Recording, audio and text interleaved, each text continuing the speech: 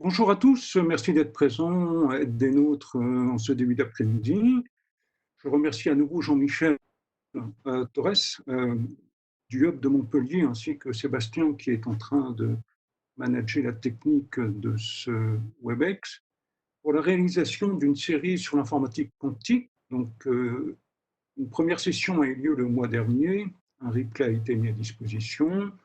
Une troisième session aura lieu au mois de juin, plus spécifiquement sur la programmation. Lors de la première session, Jean-Michel a abordé un petit peu brièvement l'histoire du quantum computing. On a également rappelé les différents use cases auxquels pouvait répondre le quantum computing. Aujourd'hui, Jean-Michel va plus s'attarder sur l'architecture et en fait, quand on parle d'ordinateur quantique, de quoi parle-t-on? Durant donc toute cette intervention, vous disposez donc du chat pour poser des questions.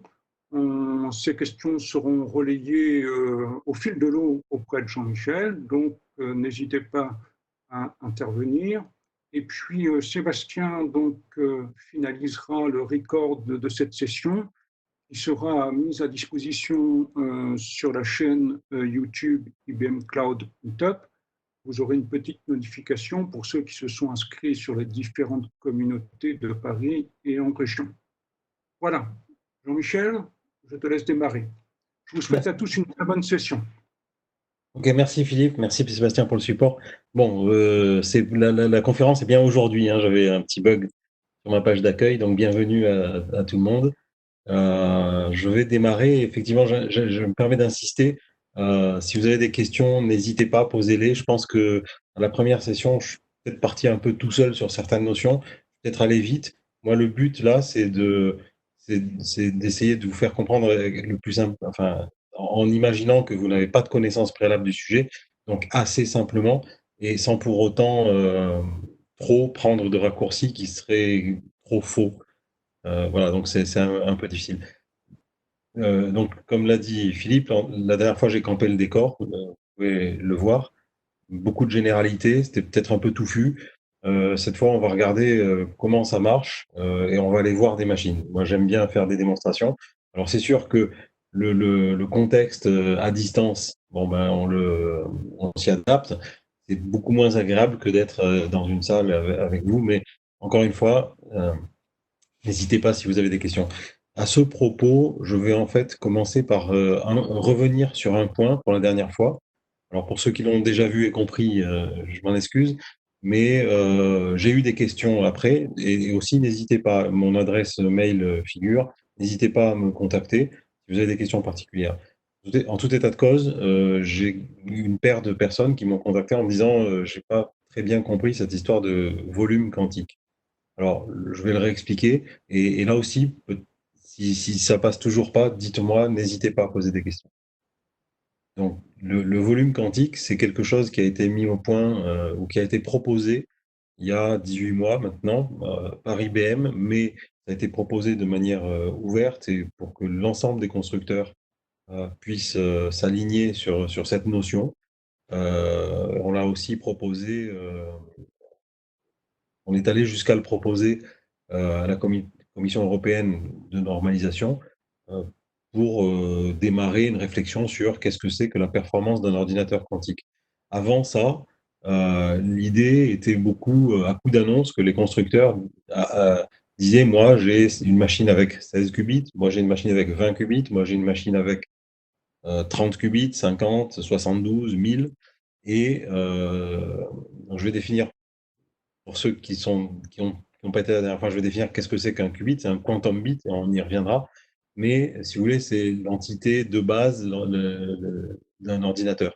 Et avant qu'on commence à se poser une question sur la notion de volume quantique, les, les, les, euh, on ne parlait que des qubits et on avait l'impression que plus on avait de qubits, plus la machine était performante ou était capable. Alors c'est vrai, le nombre de qubits permet d'augmenter le volume de calcul. Et c'est sûr que quand on a une machine avec 5 qubits, c'est pas du tout le même volume de calcul qu'une machine avec 20 ou 50 qubits. Il y a un facteur exponentiel là-dedans, mais je ne vais pas parler de ça. Euh, et Alors, c'est vrai que les qubits entrent dans l'équation, mais ce n'est pas la seule chose. Et ce qui est expliqué par ce dessin, ou ce qu'on tente d'expliquer sur le dessin qui est ici, je reprends, tout à l'heure j'avais un joli pointeur rouge, sur le dessin qui est à gauche, c'est le fait que si on traverse la grille dans cette direction-là, donc le nombre de qubits, euh, eh ben, ce n'est pas suffisant parce qu'on voit que ce petit cube-là pourrait ne pas profiter de l'augmentation du nombre de qubits. On voit que c'est pas suffisant, mais on voit que c'est nécessaire également, puisque les gros cubes, les gros volumes, se trouvent quand même du côté où il y a beaucoup de qubits. Et l'autre dimension qui est figurée là, c'est aussi une simplification, mais c'est le taux d'erreur, la qualité des qubits, le nombre d'erreurs. Donc, quand on a beaucoup d'erreurs, on est plutôt de ce côté-ci, et quand on a moins d'erreurs, on est plutôt de ce côté-là. Donc, c'est la qualité des qubits. Et je vais ensuite redire un mot de qu'est-ce qu'on entend par qualité des qubits. Donc voilà, on voit assez clairement que il faut travailler ce que les constructeurs font, et en particulier IBM, travailler de manière équilibrée euh, à savoir augmenter le nombre de qubits. C'est un problème technologique, mais aussi en même temps, il faut travailler à avoir des qubits de meilleure qualité, et IBM fait beaucoup d'efforts sur sa recherche dans ce sens-là. En fait, pour vous dire, on sait aligner des qubits sur un chip. On pourrait fabriquer des chips avec 500 000 qubits, mais on ne sait pas encore les mettre au point de manière efficace, ces grands chips, on va dire. Et donc l'effort, il est vraiment. Alors ça, c'est plutôt des physiciens qui font ça à coup à coup de finesse de la construction des qubits, à coup de protection. Il y a eu un certain nombre de conférences récemment sur YouTube de la part d'IBM sur la protection par rapport aux rayons cosmiques ou la protection par rapport à la radioactivité ambiante. Donc c'est dire, enfin, et puis c'est assez fin, quoi. Donc c'est vraiment de la physique assez expérimentale, mais assez précise. Donc voilà, c'était pour revenir sur cette notion de volume quantique, et donc la combinaison d'une qualité et d'une quantité. À droite ici, sur ce volume quantique, ben, on établit aussi le fait qu'il est nécessaire qu'il augmente de manière à ce que on puisse utiliser les ordinateurs quantiques dans un futur plus ou moins proche de manière efficace, et plus efficace qu'un ordinateur classique dans certains domaines. Ça, j'en avais parlé la semaine dernière. Et donc, IBM et d'autres d'ailleurs envisagent l'avenir et ont une stratégie de construire des machines et pensent pouvoir doubler chaque année le volume quantique, pas le nombre de qubits, et faire une grosse erreur. Donc voilà, et l'annonce d'IBM, c'est qu'on voit bien, on a un plan de marche pour pouvoir augmenter, doubler donc chaque année. Un peu, ça évoque un peu la loi de Moore. On fera peut-être un peu mieux. On n'est pas, on travaille en tout cas à au moins réaliser ce chemin-là. Donc, je rappelle qu'ici, on est sur une échelle exponentielle, ou alors on a une courbe logarithmique. Bon, je passe à cette chose-là aussi que je vous avais montré la dernière fois, mais je reviens un tout petit peu dessus pour dire que, encore une fois, enfin illustrer un peu ce qu'on entend par le fait qu'il n'y a pas que le nombre de qubits, mais qu'il y a d'autres.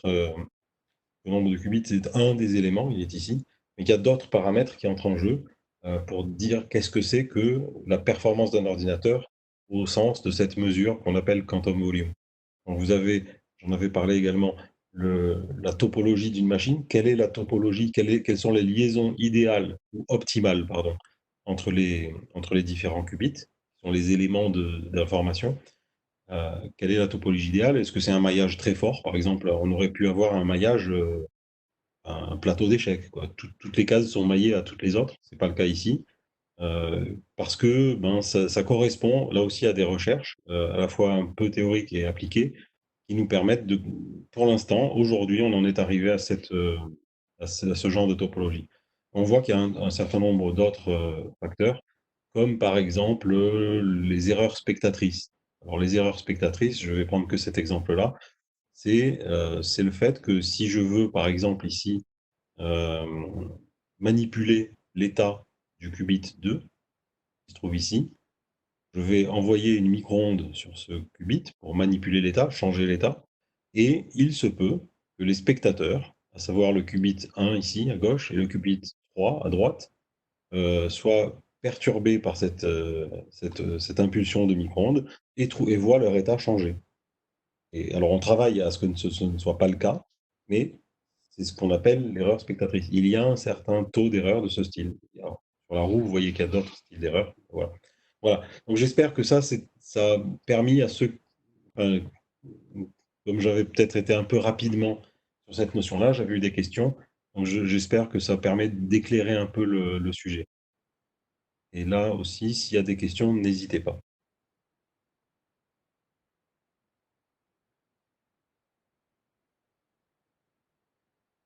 Bon, à tout moment, n'hésitez pas, je vais avancer.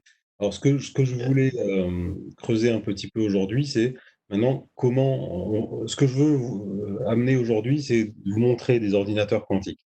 Euh, et il y a plusieurs manières de vous les montrer. Il y a cette manière-là avec des photos. Alors, malheureusement, on n'est pas ensemble et je n'ai pas d'ordinateur quantique dans mon bureau, en vrai à vous montrer, mais avec des photos. Donc ici à gauche, on voit donc une puce de silicium. Je vous l'avais montré, mais peut-être un peu rapidement la dernière fois. Donc c'est du silicium avec dessus nos fameux quantum bits, donc des éléments d'information les plus petits possibles. Enfin, les quantités élémentaires d'information qu'on a, ce sont ces qubits. Alors les qubits sont ici, ce sont ce petit carré noir. Et si je ne me trompe pas, sur ce chip, nous avons 16 qubits. Alors, comme partout en technologie, vous voyez qu'il y a des petits recoins ici. Enfin, quand je dis comme partout en technologie, surtout dans les technologies qui ne sont pas tout à fait à maturité, ici, on a des qubits de service, des qubits d'essai, ou ici, des guides d'onde d'essai. Bref, on a donc 16 qubits ici, et vous voyez qu'ils sont reliés entre eux par ces petits serpentins qu'on a installés sur le silicium, qui sont des guides d'onde. Je vous ai dit qu'on travaille avec des impulsions à micro-ondes pour aller contrôler l'état des qubits. C'est ce qu'on fait par exemple entre les connecteurs qui permettent de connecter au monde extérieur. Alors, les connecteurs font à la fois office d'entrée et de sortie, en quelque sorte. Donc le connecteur va être connecté à son qubit et pour pouvoir travailler avec. Donc ce qubit-là vient sur ce connecteur-là et on voit que ce qubit-là, par ce canal-là, peut travailler aussi ou échanger avec un voisin, mais pas forcément directement avec l'autre voisin. C'est le problème du réseau sur un plan. On est sur un chip et on a cette limitation-là. Donc le but encore est de trouver l'optimal. Alors j'ai une question. Quelle est la durée de vie d'un qubit? Pardon, j'ai pas eu le temps de voir. Peut-être là, tac. Non.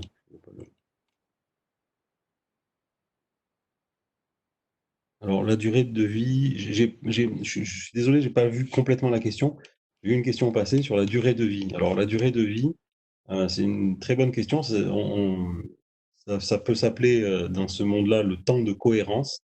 C'est donc le temps pendant lequel le qubit est dans l'état où on croit qu'il est. Ou alors, autrement dit, c'est le temps durant lequel la probabilité qu'un qubit soit dans l'état où on l'a mis, où on l'a guidé, on l'a orienté vers cet état-là, donc ça s'appelle le temps de cohérence. Typiquement, sur cette technologie-là, le temps de cohérence sont assez courts, c'est de l'ordre de 100 microsecondes. C'est un temps qui est relativement bref, à notre échelle, c'est très bref. C'est toutefois un temps pendant lequel comme on travaille typiquement à 5 GHz sur ces processeurs-là, qui est par ailleurs une fréquence qu'on maîtrise bien dans l'industrie du silicium, 100 microsecondes est un temps suffisant, en fait. Je ne dis pas que c'est pas un obstacle, c'est un obstacle, 100 microsecondes, mais c'est un temps suffisant par rapport, en fait, au nombre d'opérations que l'on va pouvoir faire avant d'avoir accumulé trop d'erreurs. On regardera aussi le taux d'erreur. Le chat, ah voilà, ok, ça y est, j'ai retrouvé le chat. Ok. Après, j'ai une question. Travailler sur une normalisation dans les secondes. Oui, I3E, oui, je pense que c'est la même. Alors la question c'est, j'ai lu que I3E travaillait sur une normalisation pour l'industrie quantique. Cela inclut-il une notion de volume et un benchmark? Alors, oui, je pense que c'est tout à fait ça. Et, oui, et d'autres constructeurs que IBM commencent également à utiliser ce benchmark et à parler de volume quantique. Après, j'ai une autre question. Il n'y a que 2 dimensions. Le slide fait apparaître connectivité. Alors, le volume, alors la question c'est, on parle de volume, il n'y a que 2 dimensions. C'est-à-dire qu'effectivement je vais le remontrer ici, sur le schéma que j'ai montré, ce n'est qu'un schéma et la notion de volume n'est pas, n'est qu'une image, en fait, hein.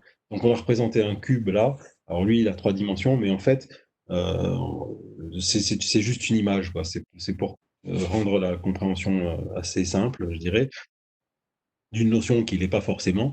Après, si on veut aussi creuser autour de cette affaire, on pourrait penser que en fait, on est plus que dans 3 dimensions, puisqu'on pourrait tracer un espèce de cube qui prend toutes ces dimensions-là, hein. Bon, mais je m'égare et ça deviendrait encore plus compliqué. Alors, la formule du volume est-elle publique? Je vois si j'ai pas. Alors, le volume avec ça, il faut pas le connecter. Oui, tout ça est à prendre en compte. Alors, la formule du volume est-elle publique? Alors oui, ça c'est publié. Alors c'est pas non plus une formule, c'est pas une formule simple. C'est publié dans des papiers publiés, hein, dans des comme Archive ou d'autres ou la recherche. Euh, et ce n'est pas à proprement parler une formule. En fait, c'est une recette, c'est une procédure pour faire une expérience qui permet de mesurer ce qu'on appelle le volume. Voilà. Donc, c'est pas exactement une formule, mais oui, c'est public. Et comment la connectivité joue-t-elle dans la mesure? Alors, de la même façon, comment l'ensemble des ports disponibles ont-ils dans la mesure? Alors, ouais, la connectivité joue parce que, mais on va aller un peu plus loin que ce que je pensais là, mais la connectivité joue dans la mesure où, et je reprends ici le petit schéma justement, si jamais j'ai un algorithme qui réclame que nous faisions une interaction entre le qubit 2, par exemple, et le qubit 12, ou pire, entre le qubit 2 et le qubit 47. Alors on voit que le chemin entre le qubit 2 et le qubit 47 est assez long. Et pour transporter une information entre le qubit 2 et le qubit 47, pour faire cette interaction, qui est demandée par mon algorithme, ce chemin-là, il est assez long. Et il est semé d'embûches. Les embûches sont les possibilités d'erreur. Donc, plus la connectivité est dense, plus mes chemins d'un qubit à tout autre vont être courts, mais plus la connectivité est dense, plus je m'expose, par exemple, aux erreurs spectatrices ou au crosstalk. Donc voilà. Donc ça joue, oui. J'espère que j'ai répondu à ça. Alors, ok. Et donc je reviens. Merci pour la question d'après. Sur la photo de droite, à quel endroit se trouve le chip? Alors voilà, donc je reviens sur cette image-là. Et le chip se trouve tout en bas. Donc ça, c'est une photo qui prend un peu en contre-plongée de bas en haut la machine. Le chip se trouve tout en bas, à l'intérieur de ce tube-là, qui est marqué d'un Q pour quantum, et à côté duquel on voit arriver les connexions. Les connexions qu'on voit par ailleurs atterrir ici, et qui sont des connexions qui abritent des petits tubes comme ça, qui sont des guides pour des impulsions micro-ondes. Donc voilà. Et cette photo, bon, qui est assez jolie parce qu'elle est un peu métallique, enfin, on partage ou pas, mais elle a une certaine esthétique. Et dans la mesure où il y a beaucoup de connecteurs et d'éléments qui sont en or, donc c'est quelque chose qui brille et qui a son look, je dirais. Donc les qubits sont ici, en effet, dans ce tube-là. Alors après, si on zoome un peu, euh, si on zoome à plus grande échelle, une fois que ce qu'on voyait tout à l'heure, c'est enfermé dans cette espèce de ballon d'eau chaude, qui est en fait un ballon d'hélium très froid. Et donc là, on retrouve l'appareillage qu'on voyait tout à l'heure. Donc là, vous voyez ici, sur cette représentation, il y a deux machines, hein, une devant et puis une qui est là-bas derrière. Vous voyez qu'on est dans un environnement qui est un peu, le plafond a subi des expériences diverses. On est dans un environnement un peu de laboratoire, hein, toujours, euh, Pour autant, cette photo date un peu et on a aussi maintenant migré un certain nombre de machines dans un data center. Alors, pour le coup, un data center où il y a maintenant une petite quinzaine de machines et si on peut appeler ça un data center, et où je veux dire, c'est plus digne d'un data center que cette vue-là, qui est plus représentative d'un laboratoire. Dans le data center, les machines sont un peu mieux disposées, comme vous pouvez l'imaginer, le plafond est propre. Voilà. Et ça montre aussi le fait que il n'y a pas que l'ordinateur quantique n'est pas constitué que de ce système qui est juste là pour contenir et maintenir des qubits dans un environnement très maîtrisé, donc très froid avec de l'hélium liquide, et très protégé. Je vous ai dit tout à l'heure radioactivité, rayonnement cosmique, etc. Il n'y a pas que ça.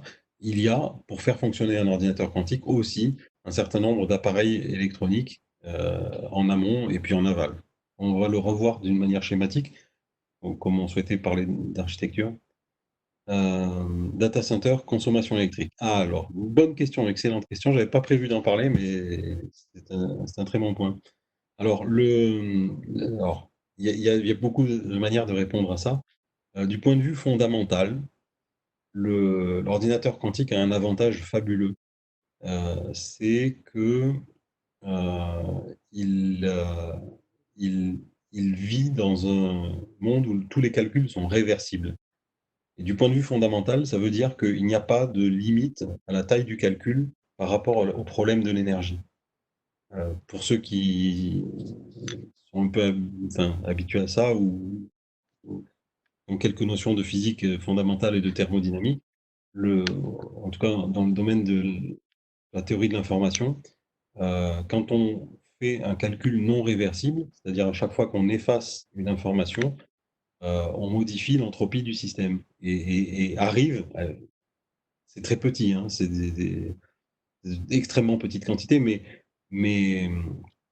mais arrive une limite énergétique qui s'oppose au calcul de grande dimension. Alors que dans le domaine du quantique, tous les calculs sont réversibles par définition. Ils ne peuvent être que réversibles parce qu'il y a une histoire de conservation d'énergie.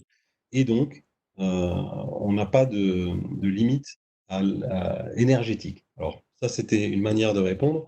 L'autre manière de répondre, ben, finalement, qu'est-ce qui se passe là? On envoie des micro-ondes. D'ailleurs, ce sont des micro-ondes avec extrêmement peu d'énergie pour manipuler juste un atome. Euh, et puis, c'est tout. Et puis, on refroidit. Et donc, en fait, on paye ici, ouais, c'est ça. Je vois, oui, mais la cryogénie, voilà. En fait, l'essentiel de l'énergie qu'il faut pour alimenter ces systèmes, c'est d'une part la cryogénie et d'autre part l'électronique ici de conversion et puis le serveur qui est en amont pour faire la compilation.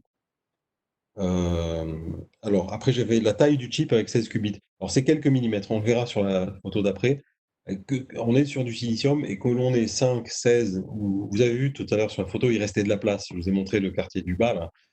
Qu'on fasse 50 qubits, c'est pas déterminant. La taille du chip va rester petite.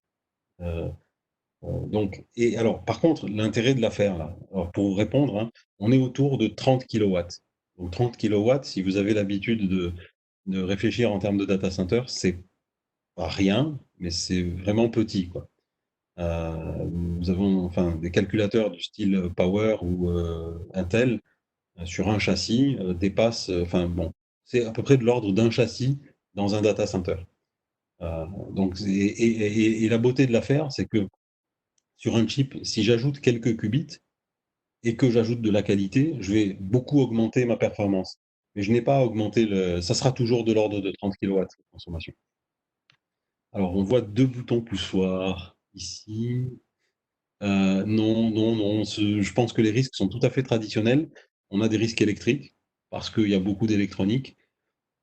Après, le risque qu'on ait une fuite dans le froid, peut-être, et qu'on souhaite arrêter les circulations de froid. Voilà, j'espère que j'ai répondu à peu près à toutes les questions qu'il y avait là. Alors, j'accélère un tout petit peu. Donc ça, c'est un peu un résumé de tout ce qu'on a vu. Donc le chip, ben, il est petit. On voit le chip ici, les connecteurs ici, les connecteurs extérieurs sur le support. le chip en haut. Là, on est sur 1, 2, 3, 4, 5, on est sur 8 qubits. Le chip, la machine, on appelle ça le chandelier. C'est les Américains qui ont trouvé cette expression, je trouve qu'elle est pas mal. Et puis la machine fermée ici. Alors, on est sur quel techno? Silicium ou quantum dot? Alors, on est sur techno silicium, et pour être plus précis, on est sur ce qu'on appelle les transmon. Et si vous voulez rechercher un peu plus en détail, il faut regarder, ce sont des jonctions de Josephson. Voilà. Donc, si vous pouvez trouver beaucoup d'informations là-dessus. La jonction de Josephson, c'est donc une jonction sur du silicium que nous fabriquons avec de l'oxyde d'aluminium et qui a toutes les propriétés d'un objet quantique. C'est-à-dire que, comme je vous avais expliqué longuement la dernière fois, la superposition, l'intrication, toutes ces propriétés sont faisables avec ça. Si vous voulez, la jonction de Josephson, c'est un peu un simulateur d'atomes. Oui, un atome artificiel, c'est ça, merci. Alors, si on redémarre, oui, si on redémarre, j'ai une question ici, si on redémarre un ordinateur quantique, est-ce que ça change quelque chose sur le comportement des qubits? Oui, et il n'y a même pas besoin de le redémarrer. En fait, on va le voir tout à l'heure. J'essaierai de rattraper cette question-là. Mais oui, la stabilité, les câblages, ça ne va pas être un problème. Si, quand on aura 1000 qubits, il va falloir se débrouiller pour faire rentrer 1000 guides d'onde. Donc ça va être un problème, oui. Je crois que, comment s'appelle-t-il? Intel. Intel travaille sur des chips qui sont à côté des chips de qubits et qui sont un peu, enfin, c'est très très très approximatif ce que je vais dire, mais qui vont faire du multiplexage. Donc oui, c'est un problème et on y réfléchit, on réfléchit à des solutions avec Intel. Alors après, j'ai des questions un peu plus, comment dire? J'enlève mon pointeur pour voir si j'en ai pas. Ok, j'en ai pas loupé. Donc, combien de qubits physiques avez-vous besoin sur une puce pour faire un qubit logique? Alors, le qubit logique, qu'on appelle aussi qubit parfait, c'est une notion qui est importante. Je vous ai dit la dernière fois et aujourd'hui aussi que sur ces qubits, on a un certain taux d'erreur. On a vu la rosace là, avec toutes les erreurs possibles. Et donc, comme en informatique classique, nos bits et nos bus ont des erreurs, mais on fait de la correction d'erreurs. C'est un peu plus difficile de le faire en technologie de calcul quantique, mais on sait qu'on peut le faire. On a des démonstrations, on a du travail théorique qui montre qu'on peut le faire. Et la réponse que j'ai moi, que je connais moi, c'est que combien de qubits physiques faut-il pour faire un qubit logique, donc un qubit parfait? C'est de l'ordre d'un millier. Mais voilà, c'est juste ce que j'ai lu, c'est le consensus scientifique actuellement. Je pense qu'on a intérêt à trouver des solutions meilleures que ça. Alors, y a-t-il moins de 170 degrés, y a-t-il un projet d'en faire un dans l'espace? Alors non, pas que je sache. C'est une bonne suggestion. On aurait du froid très facilement, effectivement, dans l'espace. Euh, voilà, par exemple sur l'ISS. Mais on n'a pas de projet dans ce sens-là. Cependant, on n'est pas à moins de 170 degrés. Ici, on est à moins de 173. On est à 20 millikelvin. Et comme vous le savez, peut-être, en fait, l'espace, avec l'affaire du fond diffus cosmologique, est un peu plus chaud que ça. Donc notre machine ici, d'ailleurs comme le LHC à Grenoble, pardon, enfin, le LHC dans les Alpes, et pas nécessairement à Grenoble, on atteint des températures qui sont plus froides que l'espace. Donc finalement, on va peut-être continuer sur Terre. Ok, alors je continue. Donc voilà, ici, une vue un peu plus architecture, mais aussi, on est toujours très, très hardware. Pour l'instant, on est très hardware. Ça fait penser aux photos que vous pouvez voir d'un ENIAC ou d'un ancêtre d'ordinateur, enfin d'un ordinateur primitif des années 50. La question, c'était comment on fait le hardware. Donc aujourd'hui, quand on parle d'architecture, on est beaucoup sur le hardware. Donc on a notre machine, nos qubits, les guides d'ondes, et on fait rentrer et sortir des ondes.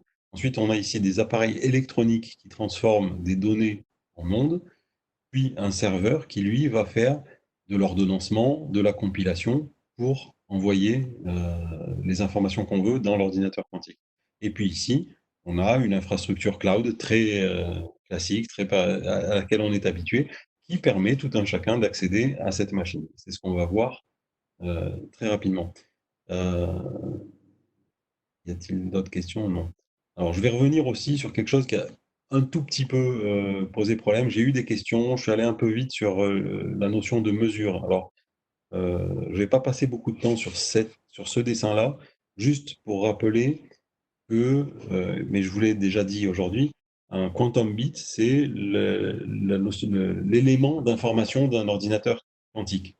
Et c'est le pendant de ce qu'on appelle le binary digit, le bit, avec lequel on fait des bytes et des gigabytes. Alors ici, on peut en faire beaucoup, mais un bit, c'est bête. Ça fait 0 ou 1, et puis c'est tout. Et on ne peut pas faire grand-chose avec. Ici, comme on a vu, on n'en a pas beaucoup des quantum bits, mais ils sont plus riches. C'est-à-dire qu'ils ont beaucoup de valeurs possibles entre 0 et 1. Alors pour ceux qui aiment et qui veulent regarder plus loin, je ne vais pas m'apesantir là-dessus. En fait, un état, je l'avais un peu dit la dernière fois, un état quantique, ici, c'est une combinaison linéaire des deux états dits états de base, ou les deux états qu'on permet. Et combinaison linéaire, c'est juste comme ce qu'on regardait, c'est-à-dire que euh, le point M dans le plan, c'est des coefficients qui multiplient des vecteurs de base. Ce n'est pas beaucoup plus difficile que ça. Et donc ici, 0 et 1 sont des vecteurs de base avec lesquels on construit n'importe quel état. Donc, je ne vais pas aller beaucoup plus loin là-dessus, à moins que vous ayez des questions. Ce que je veux vous montrer, ce qui est intéressant, c'est si vous avez un tout petit peu de temps, ce que vous pouvez faire, j'arrive à tourner la page, voilà. Il y a ici un simulateur de qu'est-ce que c'est que la représentation d'un qubit. Alors c'est là que je vais revenir sur mon histoire de mesure, parce que j'avais pas forcément été très clair. Donc c'est un simulateur très très bien fait, il est disponible gratuitement sur le web. Je vais pas forcément y passer énormément de temps là. On a à droite un certain nombre de portes qui sont des portes quantiques, au même titre qu'on a des portes et des portes OU. On a ici un bestiaire de portes quantiques qui sont adaptées à ça et qui permettent de manipuler le qubit. Et le qubit, je vous l'avais montré la dernière fois, on aime bien le représenter dans une sphère qu'on appelle la sphère de Bloch. Et il est représenté ici par cette flèche. Et les états possibles du qubit vont se trouver sur la flèche. Et là, on revoit arriver ma combinaison linéaire au-dessus. Et donc, mon état, c'est ici 1 fois 0 et 0 fois 1. Alors, c'est pas super lisible, hein, parce qu'il y a aussi cette affaire de phase qui vient ici, enfin, ce nombre complexe là. Mais sur la sphère, je vous demande juste de regarder la sphère. Alors, vous pouvez la faire tourner. Donc là, j'ai été maladroit parce que j'ai touché. Voilà. On peut remettre à 0 ici avec la porte 0 et on peut faire tourner la sphère. Voilà, il faut rester à l'extérieur de la sphère et on peut la faire tourner comme ça, c'est très agréable, c'est très joli. Mais ce que je vous invite à regarder, c'est à gauche, ici, la probabilité de mesurer 0, donc qui va de 0 à 1. Et cette probabilité de mesurer 0, elle va changer selon la position de mon vecteur. Et donc, voilà. Et ce que j'expliquais la dernière fois, c'est qu'il y a un état particulier qui est l'équateur. Lorsque mon état se trouve à cet endroit-là, alors je l'ai mal fait, hein, mais je reviens, tac, je me mets pile, cette porte bleue ici me permet d'aller sur l'équateur, elle est faite pour ça. Donc si, une fois que j'ai mis mon état exactement entre 0 et 1, dans une combinaison linéaire, et on le voit au-dessus, moitié, moitié, de 0 et de 1, ben, la probabilité de mesurer 0, c'est la moitié. Si je me mets sur cet hémisphère sud, c'est ce que j'expliquais la dernière fois, peut-être que je n'ai pas été clair, mais ce que je vous invite à faire, c'est prendre 5 minutes et aller, entre guillemets, jouer avec cette chose-là. Si je me mets, vous voyez, dans l'hémisphère sud, et même assez dans l'hémisphère sud, quoi, près du pôle sud, ben, j'ai quand même une certaine probabilité de mesurer 0. Que dans cet état-là, à chaque fois que je vais faire une mesure, je vais avoir fréquemment 1, et de plus en plus fréquemment 1, au fur et à mesure que je m'approche de 1, mais j'ai quand même une possibilité d'avoir 0. Vous voulez revenir sur ce point? Y a-t-il des questions ou alors est-ce que j'ai encore été trop vite? Okay. Alors, je reviens sur ceci, très bien. Et ce que je veux vous montrer maintenant, on va maintenant voir des ordinateurs, il me reste 5 minutes, on va voir des ordinateurs, mais sans les photos. On va aller les toucher, en quelque sorte, au travers du cloud. On va donc les voir. Et ce que je vous conseille comme point d'accès, c'est qiskit.org, le site qiskit.org ici. Alors, Qiskit, c'est l'environnement, c'est le nom de l'environnement de programmation, si vous voulez. Mais ce site-là, il contient toutes les ressources dont on a besoin pour aller plus loin, et je vous invite à visiter. Il y a une chaîne YouTube qui est vraiment sympa, avec beaucoup de channels dedans, et à différents niveaux. Donc il y a des trucs très très très accessibles, il y a des nuggets de 1 minute, il y a des choses de 6 minutes pour découvrir, et puis il y a des conférences un peu plus musclées, 30 minutes, 1 heure, avec des scientifiques qui expliquent ce qu'ils font avec les ordinateurs. Donc vraiment une ressource très intéressante. Vous avez aussi un channel Slack dans lequel vous pouvez poser des questions jour et nuit. Il y a des tas de passionnés qui vous répondent, comme dans les channels Slack. Il y a un Stack Exchange. Vous pouvez aller sur GitHub et voir le code de tout ça. Ce que je vous invite à faire dans les 3 minutes qui restent, c'est aller voir les ordinateurs. Et voir les ordinateurs, ça se passe dans IBM Quantum Experience. Donc hop. Et ça aussi, c'est libre et gratuit. Par contre, là, il a retenu, si vous voulez, mon logon, quoi. Et donc j'ai pas eu à signer. Il faut juste signer. La raison pour laquelle on demande de signer, c'est parce que on, on a ici, vous voyez qu'il y a 10 machines. Alors, je détaille pas trop ce chiffre de 10. Certains pourront me poser des questions là-dessus. Mais il y a 10 machines, il y a un peu plus de 200 000 utilisateurs, et elles sont gratuites et libres d'accès. Ce qu'on veut, c'est que tout le monde puisse en profiter, et donc chacun, et c'est pour ça qu'on demande une identification, chaque utilisateur a droit à 5 essais ou 5 expériences par jour. Voilà. Une fois que vous avez épuisé vos expériences, vous pouvez toujours soumettre des jobs, mais vous serez toujours pas prioritaire. D'accord? Donc au début, vous êtes en fair share, et après, vous n'êtes pas prioritaire, et tant qu'il y a des gens qui arrivent qui n'ont pas épuisé leurs 5 coups, eh ben, eux passeront devant vous. Mais ça ne veut pas dire que vous ne pouvez pas travailler quand même.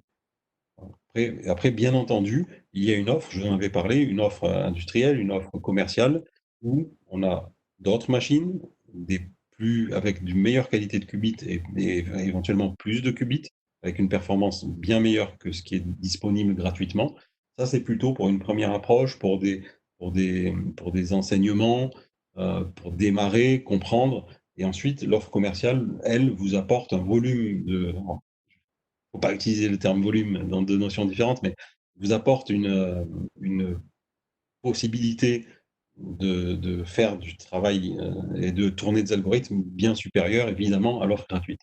Alors, ce qu'on voit ici, c'est donc un certain nombre de machines. Alors, j'avais une hésitation sur le 10 là, parce qu'en fait, en bas, vous avez un émulateur. Alors, c'est un émulateur qui est bien plus vaste que ce que vous pouvez émuler. Enfin, c'est un émulateur de bonne taille. Voilà, je vais vous tenir là.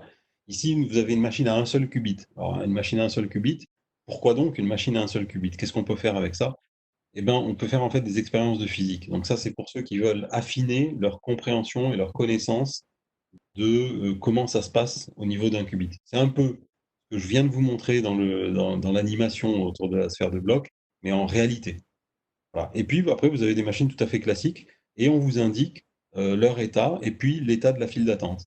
Ce qui vous permet, par exemple, si vous avez envie d'envoyer un job, de plutôt sélectionner une machine où il y a peu de file d'attente.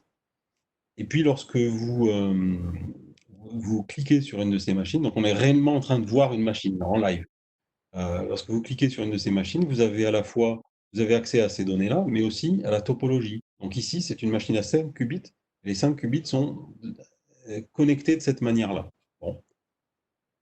Si je prends une autre machine, on va avoir une autre topologie. Donc vous avez aussi la possibilité de varier les plaisirs, si vous voulez, et de voir d'autres topologies. Alors maintenant, je reviens sur la question de tout à l'heure. Est-ce qu'à chaque fois qu'on redémarre un ordinateur, les conditions changent? Oui. Et c'est même plus que ça, je disais qu'il n'y a pas besoin de le redémarrer.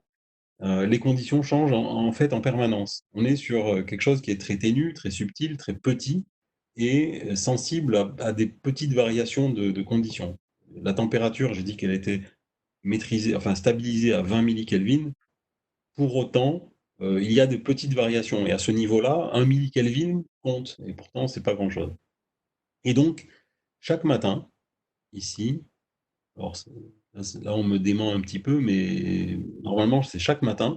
IBM prend la machine pendant 5 minutes et tourne des expériences de calibration pour, pour donner les données de calibration qui sont ici, en fait. Alors, vous pouvez les avoir en CSV si vous voulez être très précis et avoir des valeurs.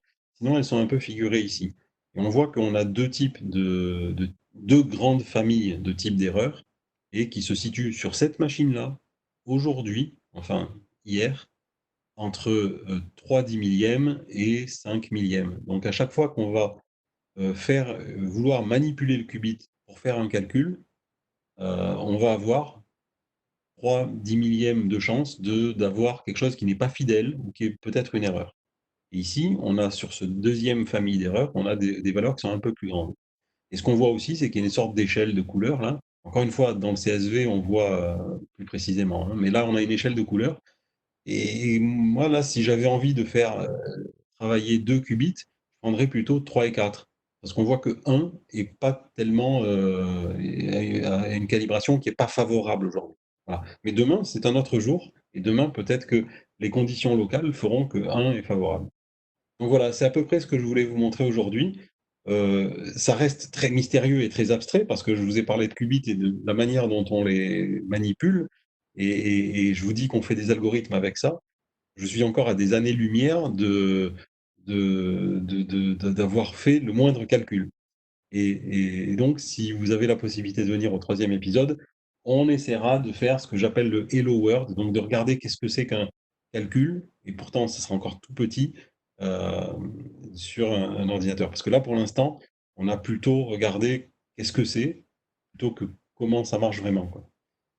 Voilà. Et je prends encore des questions, donc n'hésitez pas. Est-ce que il faut refaire le calcul? Alors oui. Alors pour être sûr du résultat, tout ça est une. Donc la question est est-ce qu'il faut refaire le calcul plusieurs fois pour être sûr du résultat? Alors je dirais même qu'il faut refaire le calcul plusieurs fois tout court. Si je reviens sur ça, sur ici, imaginons que j'ai un calcul. Hop là. Imaginons que j'ai un calcul qui m'amène dans cet état. Je vais le faire une fois, je vais faire une mesure, et ben, je vais obtenir le résultat 1, plus probablement que le résultat 0, mais je peux obtenir le résultat 0. Et dans ce cas, et donc en fait, si je fais le calcul une fois, dans ce cas que je montre ici, il faut que je me méfie du résultat énormément. Et donc, on va le faire, par défaut, on le fait 1024 fois sur la machine. Donc on va le faire un millier de fois, et là, j'aurai probablement un nuage de réponses qui est plutôt près de 1 que de 0, en fait, avec cette probabilité-là, 0,71. Alors, comment se rend-on compte que le qubit est dans un état d'erreur? Alors, je vous le montrerai la prochaine fois, on va regarder un résultat. Et en fait, une erreur, c'est un résultat faux, c'est-à-dire, mais c'est pas, on s'en rend pas compte directement, en fait. On s'en rend compte indirectement. Et je vous montrerai un graphique dans lequel on voit apparaître les erreurs. Et l'erreur, c'est par exemple, alors non, non, c'est pas le fait qu'on va mesurer 0, ça, c'est pas une erreur, c'est fondamental. L'erreur, c'est que si je fais ça et que j'applique une porte, donc je vais appliquer une porte la porte X va m'amener en 1. Voilà. Donc là, ça se passe bien parce qu'on est sur un simulateur. L'erreur, ça aurait été que la flèche n'aille pas au bon endroit. Mais encore une fois, on s'en rend pas compte directement. Alors, les erreurs, correction, ordi, c'est pas alors non, aujourd'hui, la question sur les corrections d'erreurs, aujourd'hui, les ordinateurs, et ceux d'IBM et les autres, n'ont pas de correction d'erreurs. Mais c'est pas enfin, c'est pas un problème. Là aussi, il y a un certain nombre de conférences qui sont faites par des scientifiques. Et le but du jeu aujourd'hui, on sait qu'on a des erreurs, et on sait aussi on a même démontré, qu'on va pouvoir faire des calculs bien plus importants que sur une machine classique avec les ordinateurs qu'on a. Et le but du jeu aujourd'hui, c'est de trouver ces stratégies-là. Et les erreurs, on sait vivre avec, dans un certain cadre. Alors, pour vous dire, par exemple, certains parlent de l'algorithme de Shor. L'algorithme de Shor, qui factorise des grands nombres, il est très très répandu, enfin on en parle tout le temps. Cet algorithme-là, on sait qu'on ne pourra pas le tourner de manière efficace, enfin, sur des grands nombres, tant qu'on n'a pas de la correction d'erreur. Mais il n'y a pas que l'algorithme de Shor dans la vie, la recherche porte sur la chimie, sur plein d'autres choses. Et là, il y a un intérêt aujourd'hui à travailler avec les machines. J'ai une question, est-ce que vous pourrez nous communiquer les opérations prévues sur l'épisode 3, je pense, avant la conf? Oui, ce que je pense faire avant la conf, on mettra, Philippe, si c'est possible, dans l'intitulé du meet-up, on mettra un peu plus de détails. Ce que je pense faire dans la prochaine conf, c'est vous montrer, faire une démonstration où on va programmer quelque chose, donc avec Qiskit. Et ce qu'on va programmer, si vous savez déjà, je vous propose de programmer le Hello World, ce qu'on appelle l'état de Bell. Donc, on va prendre une porte de Hadamard, une porte Synote, pour ceux qui savent déjà, mais sinon j'expliquerai. Et on va faire tourner ce circuit à la fois sur un émulateur et sur une vraie machine. Donc ça, c'est ce que je compte faire la prochaine fois, ainsi que répondre à d'autres questions s'il y en a eu. Celles liées... Alors, j'ai lu que les erreurs les plus communes sont celles liées aux phases et non pas au bit flip. Sur la sphère de bloc, ça veut dire que le vecteur tourne autour de l'axe. Exactement. L'axe Z. Exactement. Alors, la phase, c'est représenté dans la formule qu'on a là. Effectivement, on a une rotation autour de l'axe Z. Alors, ça ne se voit pas. Par exemple, là, j'appuie sur Z. Hein, et vous ne le voyez pas bouger sur la sphère. Par contre, en bas, vous le voyez.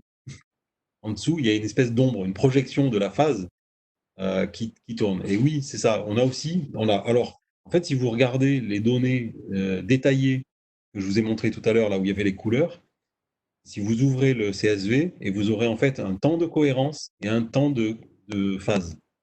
T1 et T2. Il y en a un qui est la cohérence du bit flip et l'autre qui est la cohérence de la phase, le temps de phase, le temps où on conserve la phase.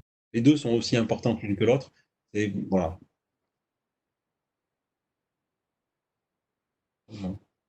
Donc voilà à peu près le programme pour aujourd'hui et puis pour la prochaine fois. Je vous remercie beaucoup pour votre attention. J'ai un petit peu dépassé, mais je vous remercie vraiment aussi pour l'interaction et le nombre de questions. Alors oui. Ok, merci Jean-Michel. Ouais. Merci beaucoup Jean-Michel. Est-ce que vous avez des questions dans le chat? Sinon, merci Sébastien pour le support technique. Un replay sera mis à disposition très rapidement sur la chaîne YouTube. Je tiens à vous remercier tous de votre présence parce que vous êtes de plus en plus nombreux. On est plus de 110 connectés cet après-midi sur le sujet, qui est effectivement un sujet assez tendance. Nous vous souhaitons avec Jean-Michel et Sébastien une très bonne fin de journée à tous. Souhaitons vous retrouver lors de l'épisode 3 qui est prévu le 11 juin. Et si vous souhaitez participer effectivement à d'autres talks que nous organisons, sachez qu'il y a des talks organisés sur le machine learning, mais également sur la programmation en optimisation. Voilà. Jean-Michel, si tu veux rajouter quelque chose. Merci Philippe, merci à tous. Encore une fois, j'ai été ravi de faire ça. Je vous attends nombreux le 11 juin. Et encore une fois, merci beaucoup pour les questions et l'interaction. Je l'avais dit au début, parler en aveugle, c'est difficile. Compte tenu des conditions, ça va, on le fait. Mais merci pour l'interaction. Merci beaucoup. Merci Jean-Michel. Et le replay, je fais ce qu'il faut pour qu'il soit disponible demain sur YouTube et on vous enverra le lien à tous. Bonne journée à tous. Bonne après-midi, bonne fin d'après-midi. Merci beaucoup.